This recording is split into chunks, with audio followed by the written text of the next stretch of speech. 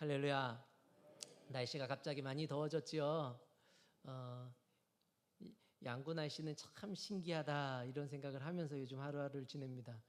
분명히 아침에 새벽 기도 때 14도였는데 오늘 낮 최고 기온이 31도입니다. 이게 보통 봄에만 이렇게 일교차가 있는데 양구는 이제 여름 되니까 일교차가 더 커지는 것 같아요. 하여튼 건강 잘 챙기시고, 제가 지난번에 말씀드렸던 것처럼 기억나시죠? 추위를 많이 타시는 분은 어떻게 하면 된다고요? 예, 옷을 한번 더 들고 오시면 됩니다.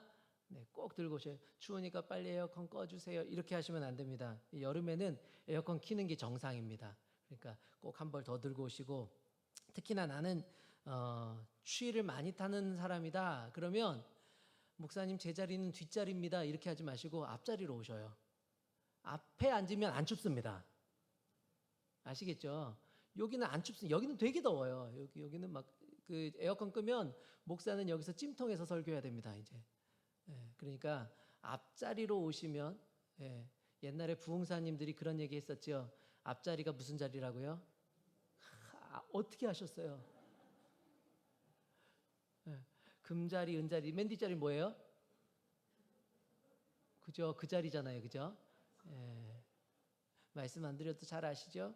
앞자리에 앉으시고. 3층도 마찬가지입니다. 3층도 3층에 앞자리로 오시면 좀 덜 춥습니다. 뒷자리 저 뒤에만 춥습니다. 그러니까 춥습니다. 저 에어컨 끄시면 안 되고 에어컨 켜놓으시더라도 그렇게 하시면 되고. 사실 제가 지난 수요일 날 뒤에 앉아 보니까 에어컨 근처에는 소리도 잘 안 들려요. 목사님 목소리도 잘 안 들립니다. 이유가 있습니다. 앞자리 오면 다 잘 들립니다. 그러니까 앞자리로 오면 복이 되는 줄로 믿습니다. 그리고 그 3층은 제가 이제 몰랐었는데 혹시라도 물이 넘치면 물통을 바꿔주시면 감사한 줄로 아랍니다. 네. 자, 오늘이 6월 둘째 주일입니다. 벌써 한 해가 절반이나 지나갔지요. 여러분은 지난 5개월 시간을 어떻게 보내셨습니까? 매주일 말씀을 듣는 주일이나 여러분, 그리고 여러분이 살고 있는 여러분의 모든 나머지 그 6일간의 삶 속에 여러분이 정말 주님과 동행했는지를 돌아보는 그런 주일이 되면 좋겠습니다. 제가 양구교회 부임하고 말씀을 준비하면서 벌써 2달이나 됐구나 이 생각이 들었습니다. 제가 지난 2달이 참 행복한 시간인 것 같아요. 양구교회 부임하면서 저는 교회에 대해서 참 많이 고민했거든요. 어떤 교회가 좋은 교회인가? 어떻게 하면 좋은 교회를 만들 수 있을까? 그런 고민을 많이 했고 지금도 하고 있습니다. 정말 좋은 교회는 어떤 교회인가? 그런데 매주 말씀을 묵상하고 제가 이 좋은 교회, 그 교회에 대한 설교를 하면서 주님이 저에게 주시는 말씀인 것 같았습니다. 저에게 이런 마음 주시는 것 같았어요. 지금 있는 양구교회가 참 좋은 교회다. 그런 마음을 주시는 거예요. 여전히 주님이 찾아오시는 교회, 그래서 정말 좋은 교회라는 생각이 들었습니다. 여전히 첫사랑을 잊지 않으려고 노력하고 부단히도 노력하는 교회, 그게 양구교회가 아닌가라는 생각을 하게 됩니다. 또 복음을 살아내려는 그 열정이 있는 교회, 타협하지 않으려고 하는 교회, 그리고 주님이 주신 그 거룩을 지켜내려고 부단히도 노력하는 교회가 양구교회라는 사실을 제가 이 양구교회에서 목회하는 2달간 느끼게 됩니다. 또 죽은 이름이 아니라 하나님 앞에서 그리고 세상 가운데 살아있음을 드러내는 그런 교회. 제가 만난 성도들의 삶이 그랬고요. 제가 우리 양구교회 성도님들과 이야기하는 가운데 그런 것들을 많이 경험했습니다. 사랑하는 성도 여러분, 오늘 우리 양구교회를 좋은 교회로 이끌어 가시는 그 주님을 말씀을 통해 또 한번 만나는 저와 여러분 되길 주님의 이름으로 축복합니다. 그리고 여러분, 우리가 말씀을 듣는 데서 끝나지 않고 어떻게 해야 된다고요? 말씀은 실천하는 것인 줄로 믿습니다. 말씀, 여기에 그 성경에 보면 제가 사실 오늘 그 설교를 그 내용을 넣을까 말까 하다가 안 넣었는데 말씀을 드리자면 여기 듣다라고 하는 말 있잖아요. 듣다, 말씀을 들을 끼 있는 자는 들을지어다. 이 말을 여러분 하다라는 말로 바꿔 놓아야 됩니다. 그건 뭐냐면 듣는다는 것은 한다는 것을 의미하거든요. 그래서 여러분이 말씀을 실천하는 우리 양구교회 되기를 주님의 이름으로 간절히 축원합니다. 벌써 7번째 교회, 7교회 가운데 6번째 교회를 살펴보죠. 지난주에 살펴보았던 사대 교회가 있습니다. 사대 교회, 우리 주보를 한번 펴보시면 지도가 있죠. 사대 교회에서 다시 동남쪽으로 한 40km 떨어진 곳에 빌라델비아라고 하는 곳이 있습니다. 이 빌라델비아는 굉장히 좀 작은 도시인데요. 이 별명이 하나 있습니다. 별명이 뭐냐면 작은 에덴이라는 별명이 있었어요. 그러니까 에덴이라고 알려졌으니까 좋은 것이었을까요? 나쁜 것이었을까요? 굉장히 좀 좋은 곳이었던 것 같아요. 굉장히 발전된 화려한 문화가 있었고요. 거기에는 풍성한 먹을 것이 있었다고 얘기해요. 성경에 나오는 젖과 꿀이 흐르는 땅 이야기하면 대표적인 열매가 뭘까요? 네, 포도입니다. 포도. 그런데 이 빌라델비아는 포도가 굉장히 유명했다고 알려져 있고요. 주변에 포도주를 그래서 공급하는 도시였습니다.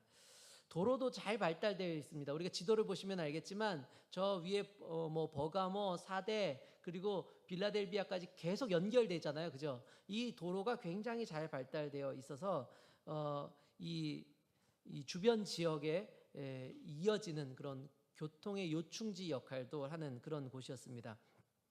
그런데 이 빌라델비아 교회는 소아시아 7교회 가운데 7개 도시들 가운데 역사가 가장 짧은 도시입니다. 원래 그 버가모의 임금이었던 그 아탈루스 2세가 동생을 위해서 건설한 도시가 이 빌라델비아라고 하는데요. 그래서 도시의 이름이 형제를 사랑하는 자라는 뜻의 필라델포스입니다. 그러니까 우리나라 말로 하니까 빌라델비아 이렇게 되는데 필라델포스가 맞는 말이죠. 그런 이름을 가진 거죠.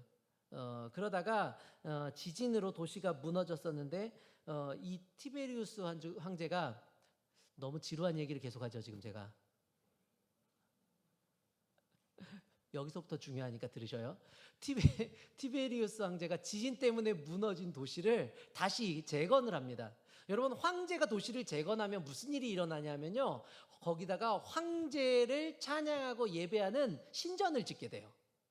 그래서 여기를 네오가이사라라고 불렀는데 여기에다 신전을 짓는 겁니다. 신전을 지었으니까 이제 누구를 숭배하게 돼요? 황제를 숭배하게 되죠.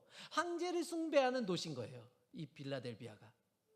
황제를 숭배하고 황제를 예배하는 곳. 그런데요, 여러분, 황제를 경배하는 건 괜찮은데 반대로 그렇지 않고 그 황제를 숭배하지 않고 경배하지 않으면 어떻게 될까요?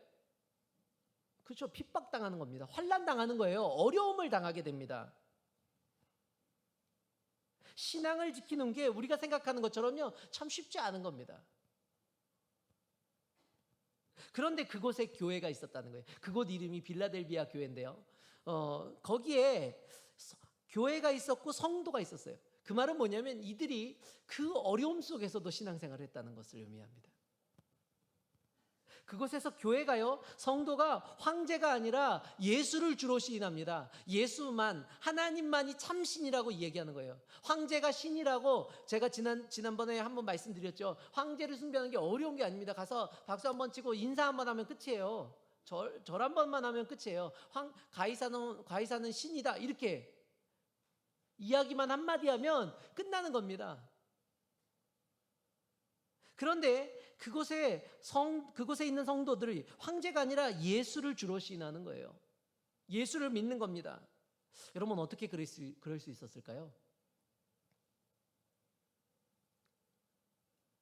정답이 딱 한 가지입니다. 뭐가 좋으니까요? 믿음이 좋으니까요. 그들에게 믿음이 있는 거예요. 그들에게 믿음이 있었다는 거예요. 그들의 마음에 예수 그리스도에 대한 확실한 믿음이 있는 겁니다. 나를 구원하신 분이 하나님이라는 사실을, 예수 그리스도라는 사실을 여러분 믿는 것이에요. 그 믿음이 있는 것이죠. 여러분, 소아시아 7교회를 우리가 살펴보는 가운데 이 빌라델비아 교회는요, 서머나 교회와 함께 예수님께서 칭찬만 한 교회로 알려져 있습니다. 왜 칭찬만 하셨는가 하면요, 믿음 때문이었습니다. 이 믿음이 얼마나 좋은지 칭찬을 하는 거예요. 이런 생각이 들지 않으세요? 여러분, 우리가 믿음이 있습니까 없습니까? 믿음이 있으셔요 없으셔요? 있습니까? 네, 우리에게 믿음이 있죠. 근데 우리의 삶에 여러 가지 문제들이 찾아오지 않습니까? 이 땅 가운데도 문제가 있습니다. 그 당시의 문제, 그 빌라델비아가 가지고 있던 그 문제는요, 믿음의 문제였습니다. 수많은 문제들도 있었겠지만 그들에게 가장 큰 죽고 사는 문제의 가장 중요한 건 뭐냐면요, 믿음의 문제입니다. 믿음의 문제. 내가 믿음을 가지면 죽을 수도 있는 것이에요. 황제가 아니라 예수를 믿었기 때문에 죽는 겁니다. 그런데요, 여러분, 우리에게도 믿음이 있는데 우리의 삶에도 문제들이 많이 있잖아요. 근데 여러분, 그게 믿음의 문제입니까? 아니면 또 다른 문제입니까? 여러분, 우리가 믿음의 문제를 자꾸만 다른 문제들로 핑계댈 때가 많이 있습니다. 우리에게 어려움이 있는 것이 문제가 아니고요, 사실은 우리의 주인 되신 예수님을 향한 믿음이 없는 게 문제가일 때가 더 많은 것이죠. 여러분, 주님이 나의 주인 되시는 것이 여러분의 삶의 문제가 되어야 돼요. 그게 가장 큰 문제인 거여야 되는 거죠. 오늘 말씀을 여러분 한번 보면서 우리의 믿음의 문제를 좀 돌아보는 시간이 되면 좋겠다는 생각이 들었습니다. 오늘 본문에 등장하는 이 빌라델비아 교회, 그 빌라델비아 교회에 편지하신 그 주님의 모습이 먼저 등장하죠. 7절입니다. 빌라델비아 교회의 사자에게 편지하라. 거룩하고 진실하사 다윗의 열쇠를 가지신 이 곧 열면 닫을이 없고 닫으면 열 사람이 없는 그가 이르시되. 그분이 어떤 분이신가 하면요, 여기는 세 가지가 나타납니다. 보셔요. 거룩하신 분이에요. 그분은 거룩하신 분이시고, 그분은 진실하신 분이시고, 그분이 다윗의 열쇠를 가진 분이라고 말씀합니다. 빌라델비아 교회를 향해 말씀하시는 주님의 모습이요, 거룩합니다. 거룩하셔요. 여러분, 거룩하다는 게 무엇입니까? 거룩하다는 건 다르다는 겁니다. 세상과는 구별되는 것이에요. 그것이 내가 그리스도인됨을, 내가 거룩함을 드러낼 수 있는 척도가 되는 겁니다. 그래서 세상과는 좀 다른 것이죠. 그 어떤 것과는 비교할 수 없는 그런 다른 모습으로 살아가는 것이에요. 그 주님이 지금 말씀하고 계신 것이죠. 그 당시에 가이사와는 비교할 수 없는 너무나도 다르신 주님이 말씀하고 계신 것이에요. 또 어떤 분입니까? 그분은 진실하신 분입니다. 진실하다. 그분은 진리라는 말씀입니다. 거짓이 없어요. 속이지 않으십니다. 그분은요, 완벽하신 분이에요. 그래서 그분이 말씀하시는데 그분이 무엇을 손에 잡고 계시다고 말씀하냐면요, 다윗의 열쇠를 가지고 계신대요. 제가 이 본문을 읽다가 질문이 하나 생겼습니다. 도대체 다윗의 열쇠는 어떻게 생겼을까? 안 궁금하세요? 저는 되게 궁금했습니다. 도대체 다윗의 열쇠는 어떻게 생겼을까? 좀 클까? 좀 작을까? 금으로 칠해 있을까? 여러분, 도대체 그 열쇠가 뭐기에? 뒤에 나오는 구절 한번 보셔요. 그 열쇠를 가지신 그분이 열면 닫으리가 없고 닫으면 열자가 없대요. 도대체 이 열쇠가 어떤 거길래? 여러분, 열쇠, 그러니까 옛날에 시어머니가 살림하다가 살림을 그 며느리한테도 안 물려주잖아요, 잘. 그러다가 이제 마지막에 탁 시집 오고 나면 뭘 줍니까? 그죠? 곡간 키를 딱 주잖아요. 곡간 열쇠 주면 이제 다 준 거잖아요. 네. 곡간 열쇠를 주면 이제 다 준 거예요. 그 곡간 열쇠를 안 주면 뭐예요? 내가 너를 한번 어떻게든지 내가 괴롭혀 보겠다는 시어머니 아닙니까? 그죠? 네. 열쇠를 줘야 진짜인 겁니다. 열쇠를 내가 손에 쥐고 있어야 뭐든지 할 수 있는 거거든요. 오늘 성경에 나오는 이 다윗의 열쇠가 그런 겁니다. 완벽하게 모든 권한과 모든 권리를 주신 거예요. 하나님께서, 여러분 다윗 아시죠? 다윗이 어떤 분입니까? 다윗은요, 구약 성경에서 하나님 마음에 합한 자입니다. 하나님 마음에 합한 자고 장차 오실 예수 그리스도를 상징하는 그런 인물입니다. 그리고 열쇠, 제가 방금 전에 말씀드린 것처럼요, 그 열쇠를 가지신 거예요. 완벽한 열쇠예요. 완벽한 열쇠. 모든 전권을 가지신 거죠. 그러니까 하나님 마음에 합한 자의 그 모든 권위와 권세와 통치권을 가진 그 열쇠를 가지고 그 빌라델비아 교회를 향해 말씀하시는 거예요. 그러니 오늘 빌라델비아 교회를 향해 말씀하시는 그 주님은요, 모든 것을 책임져 주실 수 있는 분이라는 것이죠. 그리고 그분을 빌라델비아 교회가 흔들림 없이 열심히 믿었다는 것을 오늘 성경이 이야기하고 있는 겁니다. 그분이 이제 말씀하십니다. 8절 같이 한번 읽겠습니다. 시작.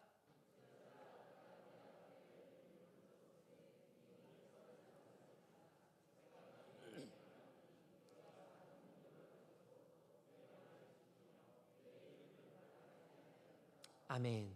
여러분, 열린 문을 두었을 때 능히 닫을 사람이 없으리라 말씀합니다. 주님이 열린 문을 두셨대요. 어디를 향해요?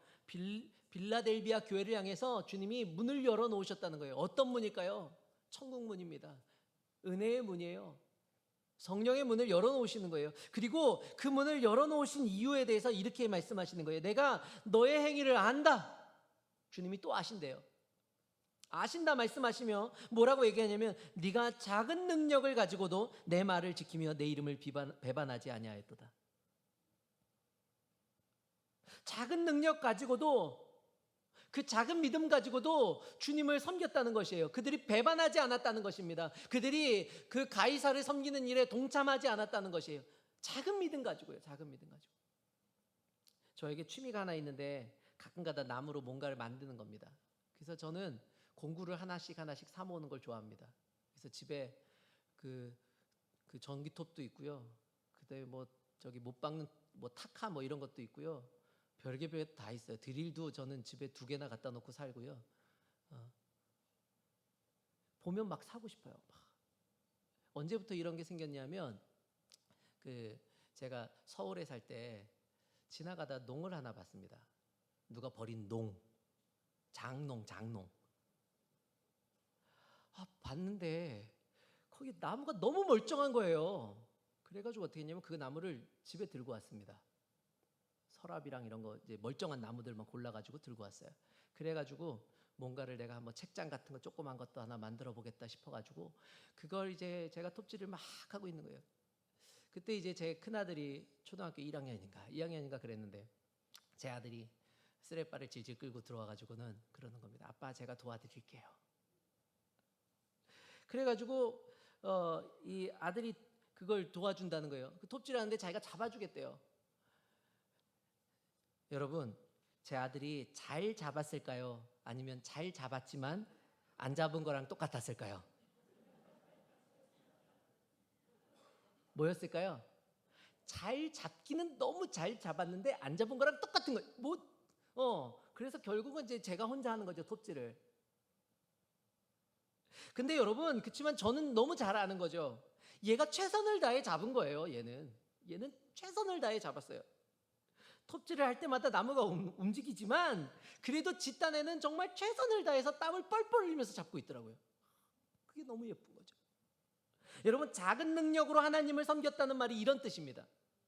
작은 능력으로, 보잘것없는 능력으로도 하나님을 섬겼다는 것이에요. 별로 도움이 되지 않아요. 잡아주는 게 그게 대단하지 않습니다.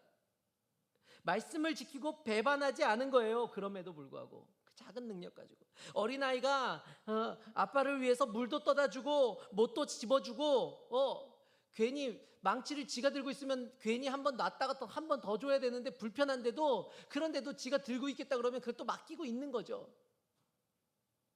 별로 한 것이 없는 것 같아 보여도. 여러분, 그거면 충분한 거예요. 아버지의 눈에는.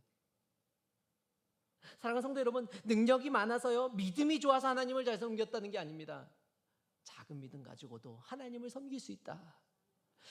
빌라델비아 교회는 그 작은 능력 가지고 하나님을 섬겼다는 것이에요. 그게 하나님 보시기에 예쁜 거예요. 그게 너무 귀엽고 갸륵하고 너무나도 하나님 앞에 사랑스러운 것이죠. 사랑하는 여러분, 교회도 마찬가지입니다. 능력이 많아서요, 믿음이 좋아서요, 여러분 그래서 하나님 섬길 수 있는 게 아닙니다. 여러분, 우리에게 있는 작은 것으로도 하나님을 섬길 수 있다는 사실을 여러분 믿으시길 주님 여러분 축복합니다. 여러분, 그걸로 섬기는 겁니다. 작은 것으로 하는 거예요. 큰 게 아닙니다. 큰 거 교회에서요, 여러분 큰 걸 뭐 해라, 아니요, 그게 아니라요. 여러분, 우리가 할 수 있는 최선이면 됩니다. 비록 작은 것일지라도 주님을 위해 쓰이기를 간절히 바라는 마음을 보시고 주님이 아시는 거예요. 그리고 주님이 그것을 사용하신다는 것을 여러분 기억하시기 바랍니다. 사랑하는 여러분, 교회를 섬길 때요, 하나님 섬길 때 누군가가 잘해가지고 뭔가 재능이 많아가지고 하는 것 같아 보이잖아요. 우리 눈에는 그렇게 보이지 않습니까? 그래가지고 조금 그 권사님들 가운데 좀 교사를 좀 섬겨주셔요, 이런 얘기를 제가 가끔 했었거든요. 예전 교회에서도 권사님들한테 이런 얘기하면 그럽니다. 아유, 좀 젊은 사람이 해야지. 저같이 전 나이가 많아가지고 이제 할머니인데. 여러분, 애들한테 한번 물어보세요. 할머니 집 가는 게 좋은지 집에 있는 게 좋은지. 진짜예요. 할머니 할아버지를 더 좋아해요, 애들은. 할머니 할아버지는요 뭐든지 다 사랑해 주잖아요. 근데 이 조금 나이 든 그 아줌마 아저씨들은 혼내잖아요, 애들을. 안 돼 뭐 얘기하고. 할아버지 할머니는 다 돼. 그죠? 그래, 다 그런 거죠. 여러분, 섬기면 되는 거예요. 뭐든지 하실 수 있어요. 뭐든지. 올 연말에는 우리 권사님들 중에도 우리 유치부 교사가 나올 줄로 믿습니다.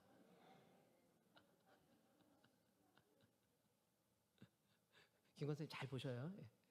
많이 받으세요. 그래가지고 여러분, 누군가가 잘해가지고 무엇인가 재능이 있고 교회를 오래 다녔고 막 재정적으로 풍부했기 때문에 섬기는 게 아니라는 말씀을 드리는 겁니다. 우리에게 있는 작은 능력이면 주님이 뭐라고 말씀하시면 충분하다 하실 줄로 믿습니다. 여러분, 백화점 왕으로 알려진 존 워너메이커, 제가 일전에도 한번 소개를 시켜드렸는데, 존 워너메이커라고 하는 사람이, 제가 책을 읽어보니까 이 사람이 하나님을 얼마나 잘 섬기는 그런 신앙인이었는지 모릅니다. 그가 미국의 최신부 장관으로 지내면서도 주일학교 교사로 한 주도 빠지지 않고 봉사한 것으로도 유명한 사람입니다. 그런데 그가 처음부터 그렇게 대단한 사람이 아니었습니다. 그가 필라델피아라고 하는 곳에 그 변두리에서 아주 가난한 사람, 가난하게 태어났습니다. 벽돌공의 아들로 태어났는데 그의 학력이 초등학교 2학년이 전부입니다. 그런데 그가 하나님을 의지하면서 교회 학교에서 신앙훈련을 잘 받았어요. 그가 10살 때 성경을 너무 사고 싶었습니다. 지금 같으면 성경 그냥 사면 되잖아요. 교회 성경이 남아도입니다. 그죠? 그냥 가져가도 뭐라고 그럴 사람이 없어요. 그런데요, 가지고 있는 돈이 37센트밖에 없었대요. 그래가지고 $2 75센트를 외상으로 샀습니다. 그리고는 1년 반 동안 벽돌 나르는 일을 하면서 그 빚을 갚습니다. 이 아이가 이 워너메이커가 어릴 때, 13살 때 벽돌 공장에서 일을 했었는데, 교회 입구가 비만 오면 자꾸 진탕이 되는 거예요. 자꾸 진흙바닥이 되니까 이 아이가 하루 품삯 7센트 중에 벽돌을 한 장씩 사기로 합니다. 그래서 하루에 한 장씩 벽돌을 삽니다. 하루에 한 장씩 사서 그걸 어디다 갖다 놓으면 교회 앞에다 갖다 놓기 시작했어요. 하나씩. 어느 날 보니까 이 벽돌이 막 이 도로 포장이 돼 있는 거죠. 길이 포장이 잘 돼 있는 거예요, 벽돌로. 그걸 보고 성도들이 누가 하나 보니까 이 워너메이커 이 아이가 하고 있는 거예요. 13살짜리 아이가. 그 모습이 얼마나 예뻐요. 그러니까 이 교인들이 그 워너메이커의 작은 헌신을 보고 각성해서 교회를 새로 짓게 됩니다. 여러분, 능력이 많아서 교회를 섬기는 게 아닙니다. 능력이 많아서 교회를 섬기는 것 같지만 그게 아니라 여러분들이 정말 믿음을 가지고 직분을 받은 대로 섬기는 분들도 있고, 하나님께서 맡기셨기 때문에 하는 분들도 있고, 내가 정말 이 일을 해야 된다고 생각하는 그런 의무감에 하는 분들도 있을 겁니다. 여러분, 그 어떤 것이든지 능력이 많아서가 아니라요, 주님을 향한 믿음 때문에 하시는 거예요. 여러분, 우리가 어떻게 그 일을 할 수 있습니까? 묻는다면 저는 이렇게 대답할 수 있을 것 같아요. 능력 주시는 자 안에서 모든 것을 할 수 있느니라. 여러분, 능력이 많아서 교회를 섬기는 게 아니라는 거예요. 하나님을 의지하면 주님께서 능력 주시는 줄로 믿습니다. 사도 바울이 말합니다. 빌립보서 4장 13절에 보니까요, 이렇게 말씀해요. 내게 능력 주시는 자 안에서 내가 모든 것을 할 수 있느니라. 또 고린도후서 12장 9절도 이렇게 말씀해요. 우리 같이 한번 읽어볼까요? 고린도후서 12장 9절 시작. 나에게 이르시기를 내 은혜가 내게 족하도다. 이는 내 능력이 약한 데서 온전하여짐이라 하신지라. 그러므로 도리어 크게 기뻐함으로 나의 여러 약한 것들에 대하여 자랑하리니 이는 그리스도의 능력이 내게 머물게 하려 함이라. 아멘. 여러분, 약할 때의 능력이 내게 임하시는 거예요. 그 약함을 고백하는 것이죠. 그리고 주님께 도움을 구하는 겁니다. 여러분, 우리의 능력이 하나님께 있기 때문이에요. 그래서 우리가 기도합니다. 나의 능력 없음을 하나님께 아뢰면 하나님이 도와주시는 거예요. 여러분, 예수님의 제자들이 예수님 주무시는데 풍랑을 지나게 됐습니다. 너무너무 두려운 거예요. 그때 이 제자들이 참 부끄럽게도 두려워 떨었지만, 그런데 그들이 제일 잘한 일이 뭔지 아세요? 예수님 깨운 겁니다. 예수님 우리를 살려달라고 예수님을 깨운 게 그들이 제일 잘한 일이에요. 왜요? 부끄럽다고 여러분 아무것도 안 하고 있고 내가 주님께 도움을 구하지 않으면 내 인생은 어떻게 되는 거예요? 거기서 끝나는 거예요. 그런데 제자들이요, 그 부끄러움 속에서도 주님을 깨운 겁니다. 무섭다고 지켜달라고 구합니다. 그랬더니 주님이 어떻게 하셔요? 풍랑을 잠잠하게 하시죠. 여러분, 우리의 믿음을 그렇게 지켜나가는 겁니다. 사랑하는 성도 여러분, 지금 가진 것이 많아서 여러분이 믿음을 지킬 수 있는 게 아닙니다. 여러분이 신앙생활 하는 것도요, 우리가 가진 게 많아서 하는 게 아닙니다. 여러분, 비록 가진 게 적어도, 비록 작은 믿음일지라도 그것이 주의 아름답게 쓰임 받을 때 여러분, 주님이 그것을 칭찬하고 계신 것이에요. 오늘 빌라델비아 교회를 향해서 주님이 그것을 칭찬하십니다. 작은 능력을 가지고도 네가 말씀을 지키고 네가 신앙을 지켰구나, 그렇게 믿음을 배반하지 않았구나, 주님이 칭찬하고 계신 것이죠. 그런 빌라델비아 교회를 향해 주님이 칭찬과 격려를 하십니다. 9절과 10절 말씀입니다. 우리 한 절씩 교독하겠습니다. 보라, 사탄의 회당 곧 자칭 유대인이라 하나 그렇지 아니하고 거짓말하는 자들 중에서 몇을 내게 주어 그들로 와서 내 발 앞에 절하게 하고 내가 너를 사랑하는 줄을 알게 하리라.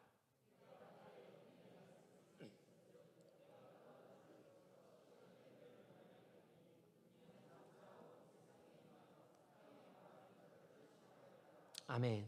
여러분, 저는 이 본문을 읽으면서 주님이 막 너무 자랑하고 싶어하는 마음이 막 느껴지세요, 여러분? 너무 막 자랑하고 싶은 거죠. 왜 제 아들이 있잖아요. 100점짜리 시험 받았는데 자랑하고 싶어가지고 기회만 보고 있다가 우리 애가 이렇게 먼저 얘기하는 것처럼요, 주님이 그러고 싶으신 거예요. 9절에 보니까 이렇게 말씀하잖아요. 사탄의 회당 곧 자칭 유대인이라 하나 그렇지 않냐고 거짓말하는 자들 중에서 몇을 너한테 주어서 그들이 와서 내 발 앞에 절하게 하고 내가 너를 사랑하는 걸 알게 하고 싶어. 주님의 자랑이 이겁니다. 여러분, 다윗이 쓴 시편 23편 여러분 잘 아십니까? 시편 23편이 이것과 거의 유사합니다. 우리 한번 같이, 좀 길지만 같이 한번 읽어보겠습니다. 시작. 여호와는 나의 목자시니 내게 부족함이 없으리로다. 그가 나를 푸른 풀밭에 누이시며 쉴 만한 물가로 인도하시는도다. 내 영혼을 소생시키시고 자기 이름을 위하여 의의 길로 인도하시는도다. 내가 사망의 음침한 골짜기로 다닐지라도 해를 두려워하지 않을 것은 주께서 나와 함께 하심이라. 주의 지팡이와 막대기가 나를 안위하시나이다. 주께서 내 원수의 목전에서 내게 상을 차려주시고 기름을 내 머리에 부으셨으니 내 잔이 넘치나이다. 내 평생의 선하심과 인자하심이 반드시 나를 따르리니 내가 여호와의 집에 영원히 살리로다. 아멘. 여러분, 주님이 빌라델비아 교회를 얼마나 자랑하고 싶으셔서요, 그동안 교회를 어지럽게 만들었던 유대인들을 부끄럽게 만드시는 거예요. 불러가지고 그 앞에 앉혀놓는 거예요. 그 앞에 엎드리게 하는 거예요. 그리고 보게 하는 거예요. 내가 얘 사랑해. 내가 얘 사랑해. 다윗이 고백합니다. 주께서 내 원수의 목전에서 뭘 차려주신대요? 상을 차려주신대요. 밥상을 차려주세요. 거하게 밥상을 차려주시고 그 앞에서 주님께서 밥을 먹게 하시고 잔치하게 하시고 그 앞에서 주님께서 기름을 부으십니다. 내가 선택한 나의 사람이야. 내가 기름 부은 그리스도야 라고 주님이 칭찬하신다는 것이, 주님이 그렇게 만드신다는 거예요. 그리고 주님이 어떻게 하십니까? 하나님께서 지키셔서 모든 사람들이 시험의 때를 지나야만 하는데 모든 사람이 그 시험을 지나야 하고 인내해야만 하는데 그 인내해야 되는 때를 필라델비아 교회는 면하게 하실 거라고 말씀하세요. 시험 당하지 않게 하겠다는 말씀이세요. 왜요? 교회가, 성도들이요, 그동안 그렇게 살아왔기 때문이에요. 이미 인내의 삶을 살았던 거예요. 이미 믿음으로 인내하며 살아왔던 그 삶을 주님께서 칭찬하시는 것이죠. 주님이 특권을 주신다는 거예요. 믿음을 지킨 자들에게는 특권을 준다. 좀 더 쉽게 말씀드릴까요? 주님께서요, 믿음을 지킨 자들에게는요, 세상에서 영향력을 행사하는 사람으로 만들어주겠다 말씀하시는 겁니다. 저는 그런 의미에서 믿음의 사람들이 교회뿐만 아니라 세상에서도 선한 영향력을 좀 끼치기를 원합니다. 어떤 사람이 무엇을 해야 한다가 아니라요, 이번 코로나를 겪으면서 사람들 사이에 유행하는 말이 하나 있습니다. 돈줄을 내준다. 들어보셨어요? 돈줄 내줘야 되겠다. 젊은 사람들이 하는 말인데요. 치킨이 먹고 싶은데 돈이 없어서 우물쭈물대는 아이를요, 치킨집 사장이 부릅니다. 그리고는 치킨을 마음대로 먹게 합니다. 급식 카드를 들고 와서 서성이는 아이를 불러서요, 비싼 메뉴를 편하게 먹으라고 돈을 받지 않고 그 아이에게 먹을 것을 제공해 줍니다. 그게 사람들에게 알려지고요, 그 사람들이요, 그걸 보면서 저 가게는 돈줄을 좀 내줘야 되겠어요. 혼줄 내주는 게 아니라 돈줄을 내주는 거예요. 그래서 그 사람들이 돈을 많이 벌 수 있도록 도와주는 거예요. 여러분, 선한 영향력이 무엇입니까? 저는 양구교회 성도들이요, 그렇게 선한 영향력을 끼치는 분들이기를 소망합니다. 선한 영향력으로 무엇인가 큰 일을 해야만 끼쳐지는 게 아니라요, 그렇게 어려운 사람 한 사람을 도와주는 것으로 선한 영향력을 끼치는 것이에요.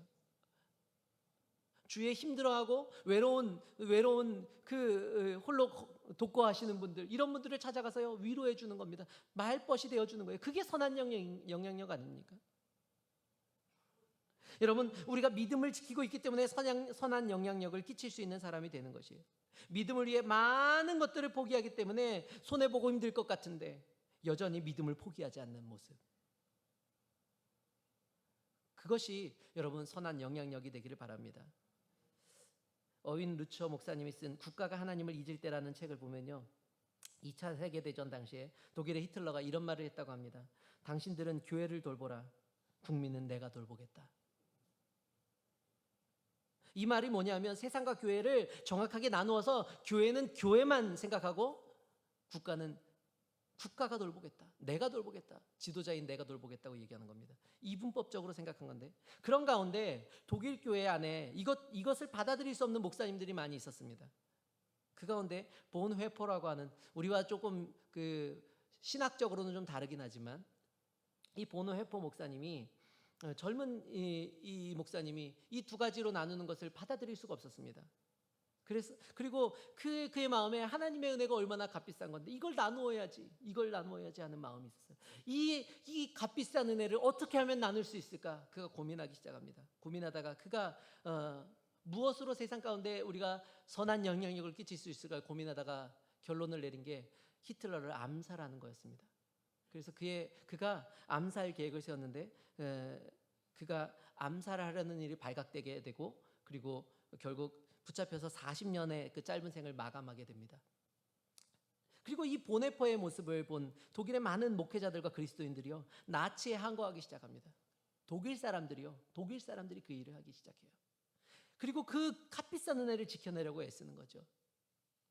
여러분, 믿음을 지키기 위해서, 그 값비싼 은혜를 지켜내기 위해서 보네퍼가요, 어려운 길을 택했습니다.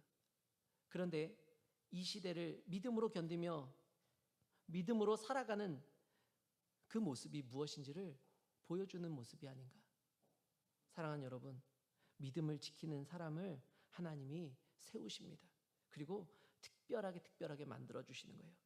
제가 존경하는 목사님이 이런 말씀을 하시더라고요. 저는 미국을 보면서 제일 부러운 게 있다면 존경할 대통령이 있다는 겁니다. 이 땅에 많은 대통령이 있습니다. 사실 우리나라에도 존경할 만한 분들이 있겠죠. 그런데 모든 사람들이 존경할 만한 대통령을 이야기하려면 딱 누구를 지목해서 이야기하기가 참 어려운 그런 우리나라 아닙니까? 과거에 존경하는 왕을 한번 얘기해 주십시오. 그러면 그죠, 세종대왕 딱 이렇게 얘기하면 되는데, 참 대통령을 이야기하려면 저도 제가 뭐 정치적으로 뭐가 어떻기 때문이 아니라 그냥 한참 고민하게 되는 것 같아요. 어떤 분을 존경한다고 이야기해야 될까? 그런데 세계 2차 세계대전 때 미국의 많은 젊은이가 영장을 받고 군에 가게 되었습니다. 큰 도시로 집결하게 되고 훈련소로 가게 되는데 워싱턴역에도 많은 사람들이 몰렸답니다. 그때 다리를 절면서 뜨거운 코코아 잔을 나르는 한 사람이 있었다고 얘기해요. 어떤 때는 친히 코코아를 끓이기도 하고 늦은 밤까지 봉사하는 그 사람. 어느 장정 하나가 그 노인을 자세히 보니까 그 사람이 그 당시 대통령이었던 미국의 대통령 루즈벨트였다고 이야기합니다. 육체의 불편함에도 불구하고 그가 열심히 그렇게 모범을 보이는 것이죠. 여러분, 누군가의 헌신이 감동이 되고요. 그 감동이 다른 사람의 삶을 바꾸는 원동력이 되기도 합니다. 빌라델비아 교회가 여러분 믿음을 지켰습니다. 할 수 있는 모든 것으로 주님을 섬기는 것이죠. 인내함으로 하나님 앞에 영향력을 끼치는 교회로 성장하게 됩니다. 그리고 하나님은 그런 선한 영역을 기뻐하시는 것이죠. 그리고 주님이 그런 교회를 축복하면서 말씀하십니다. 너희가 인내했으니 내가 이제 너희로 하여금 시험의 때를 면하게 하리라. 그리고 그런 빌라델비아 교회가 큰 능력을 가지고 주님이 주시는 그 축복을 가지고 세상을 섬겼을 것은 너무나도 자명한 진리일 겁니다. 사랑하는 여러분, 우리에게 많은 능력이 아니어도 주님을 위해 우리가 가진 작은 능력으로 인내로 믿음을 지키며 선한 영을 끼치는 그런 양구교회 되기를 주님의 이름으로 간절히 축원합니다. 마지막으로 주님의 축복의 메시지만 살펴보고 말씀을 마치겠습니다. 11절과 12절 말씀 제가 읽겠습니다. 내가 속히 오리니 네가 가진 것을 굳게 잡아 아무도 내 면류관을 빼앗지 못하게 하라. 이기는 자는 내 하나님의 성전의 기둥이 되게 하리니 그가 결코 다시 나가지 아니하리라. 내가 하나님의 이름과 하나님의 성 곧 하늘에서 내 하나님께로부터 내려오는 새 예루살렘의 이름과 나의 새 이름을 그의 위에 기록하리라. 여러분, 작은 능력을 가지고 믿음을 지켜내라고 말씀하세요. 그리고 주님이 속히 오신다고 말씀하십니다. 속히 오신대요. 2000년 동안 안 오셨는데 어떻게 빨리 오시려고 그럽니까? 2000년 동안 안 오셨으니 천천히 오시는가 보다 생각할지 모릅니다. 그렇지만 베드로후서 3장 8절에 이런 말씀이 있지 않습니까? 사랑하는 자들아, 주께는 하루가 1000년 같고 1000년이 하루 같다는 이 한 가지를 잊지 말아라. 1000년을 인내하며 살라는 말씀이 아닌 것 여러분 잘 아시죠? 오히려 그 하루를 살아내는 것이 1000년을 견디는 일이라는 말씀이에요. 인내하라는 것은요, 오늘 하루를 살아내는 겁니다. 여러분, 우리가 믿음을 지키며 인내하며 살아간다는 것은요, 오늘 하루를 믿음으로 하루를 열심히 살아내는 것, 그것으로 족한 줄로 믿습니다. 그러면 주님이 어떻게 말씀하시냐면 성전의 기둥이 되겠다고 기둥이 되게 하겠다. 여러분, 고대 건물들 여러분 보시면 알겠지만 여러분 오늘 주보에도 나와 있잖아요. 그 사진 한번 보시면 기둥만 남아 있습니다. 다른 건 다 없어져도 기둥은 남아 있습니다. 성전의 기둥이 되게 하겠다는 것, 주님이 가장 중요한 자리에 세워놓겠다고 말씀하시는 거예요. 쓰러지지 않게 하겠다는 말씀이시죠. 사랑하는 여러분, 여러분이 정말 믿음을 지키는 명품 그리스도인이 되기를 예수님의 이름으로 간절히 축원합니다. 여러분, 명품이 어느 순간 명품 되는지 아세요? 명품은요, 다 만들어 놓고 장인이 거기다가 자기 이름을 새겨 넣으면 명품이 됩니다. 안 새겨 넣으면 명품이 아니에요. 또요, 내 이름 새겨 넣으면 그거 명품 아닙니다. 그건 그냥 보통 물건이 되는 거예요. 그런데 거기에 장인의 이름이 들어가요. 여러분, 우리가 명품이 그리스도인으로서 명품 그리스도인으로 된다는 건 뭐냐면 우리의 마음에 예수 그리스도의 이름이 새겨지는 것이에요. 그리고 여러분, 그것을 다른 것으로 꾸미지 않는 겁니다. 미국의 유명한 그 연예인 중에 킴 카다시안이라고 하는 사람이 있는데 그 여인에게 물어봤습니다. 당신은 다른 사람들 다 왜 그 문신을 하는데 당신은 왜 문신을 안 하세요? 문신할 생각이 있으세요? 물어봤습니다. 그랬더니 이 사람이 뭐라고 대답했냐면요, 벤틀리 범퍼에 스티커 붙이는 거 본 적 있으세요? 좋은 차에는 아무것도 안 붙이는 겁니다. 좋은 후진 차에 붙입니다. 제 차 같은 차 있잖아요. 13년 된 차, 이런 차에나 붙이는 거지 아무 차에나 붙이는 거 아니에요. 명품에는요, 여러분 뭔가 꾸밀 필요가 없어요. 명품은 명품으로 충분한 겁니다. 여러분에게 예수 그리스도라는 이름이 남아서 예수 그리스도로 남기를 예수님의 이름으로 간절히 축원합니다. 걸레 스님으로 알려진 중광 스님의 묘비명이 뭔지 아세요, 여러분? 에이, 괜히 왔다 간다. 버나드 쇼의 묘비에는 우물쭈물하다 내 이럴 줄 알았다. 해밍웨이의 묘지에는 일어나지 못해 미안하다 이렇게 써 있답니다. 스티브 잡스가 죽기 전에 멋진 말 하나 했죠. 죽음은 삶을 참 역동적으로 만든다. 사랑하는 여러분, 여러분의 마지막 때에 여러분의 묘비에 여러분의 이름은 어떻게 남겨지고 싶으십니까? 오늘 요한계시록에 이 빌라델비아 교회를 향하여 주님이 말씀하십니다. 너희를 내가 내 이름을 새겨줄게. 성전 기둥으로 삼고 내가 내 이름을 새겨놓을게. 사랑하는 성도 여러분, 우리의 삶에 가장 의미 있는 삶은 믿음을 지키는 삶인 줄로 믿습니다. 그리고 예수 그리스도를 새겨놓은 삶을 여러분이 살아내서 주님이 장차 오셨을 때 또 오고 오는 모든 세대 가운데 여러분의 이름이 예수 그리스도와 함께 기록되기를 예수님의 이름으로 간절히 축원합니다. 우리 한번 같이 기도하면 좋겠습니다. 하나님 감사합니다. 우리의 삶에 처음도 예수요 끝도 예수요, 우리가 끝까지 예수님을 지키는, 예수 그리스도를 믿는 그 믿음을 지키는 우리 양거교 될 수 있도록 하나님 인도하여 주시옵소서. 하나님 작지만 그 믿음을 지켰으니 그것으로 충분하다 말씀하시며 세상 가운데 그 믿음 보여주고 칭찬하고 자랑하고 싶어 하시는 그 주님의 마음을 알고 우리 역시도 하나님 그렇게 선한 영향을 끼치며 살아낼 수 있도록 하나님 인도하여 주시옵소서. 오늘도 우리가 들을 귀가 있는 자가 되어 말씀을 들었사오니 하나님 우리가 이 말씀을 실천으로 삶으로 살아낼 수 있도록 하나님 인도하여 주시옵소서. 예수님 이름으로 기도하옵나이다. 아멘.